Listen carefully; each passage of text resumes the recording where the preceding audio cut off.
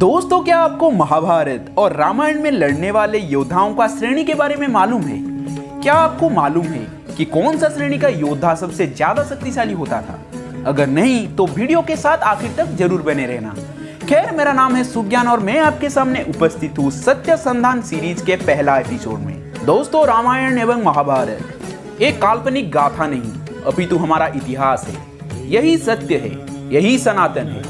अभी राम सेतु और द्वारिका नगरी इसका साक्ष्य बन के खड़े हैं। कई महावीरों ने इस पावन भूमि को अपने खून से सिंचा है। तो चलिए दोस्तों, लौटते हैं इतिहास में 5157 साल पहले।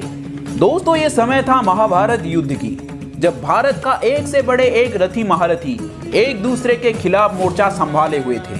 दोस्तों, क्या आपको पता है रथी, अतिरथी, महारथी, अति महारथी और महामहारथी श्रेणी क्या होता है?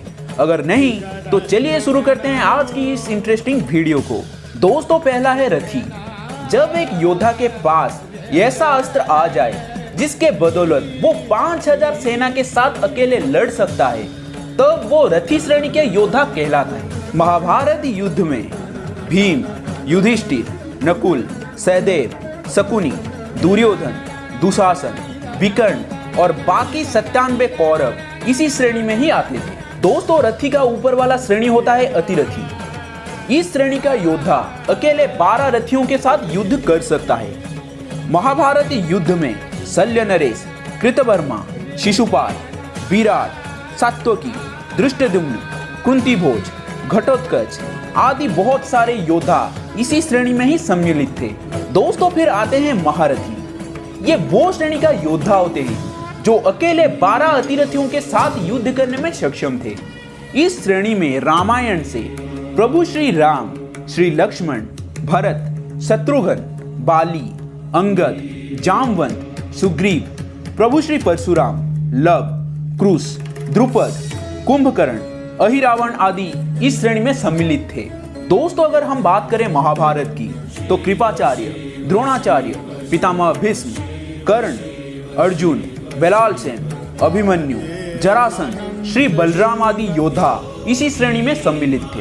दोस्तों, फिर आते हैं अति महारथी। आप जानकर हैरान हो जाओगे कि आज तक इस संसार में एकमात्र योद्धा ही इस श्रेणी तक पहुंच पाया है, और वो था रावण के पुत्र मेघनाद। दोस्तों, एक अति महारथी 12 महारथियों के साथ लड़ने का सामर्थ्य रखता था, जिनके पास नारायण अस्त्र, पाशुपतास्त्र और ब्रह्मास्त्र जैसे खतरनाक हथियार होता था। दोस्तों, सबसे ऊपर वाली श्रेणी था महामहारथी। कहा जाए तो ये इंसानों की बस के बाहर था। इस श्रेणी के योद्धा 24 अति महारथियों के साथ समान था।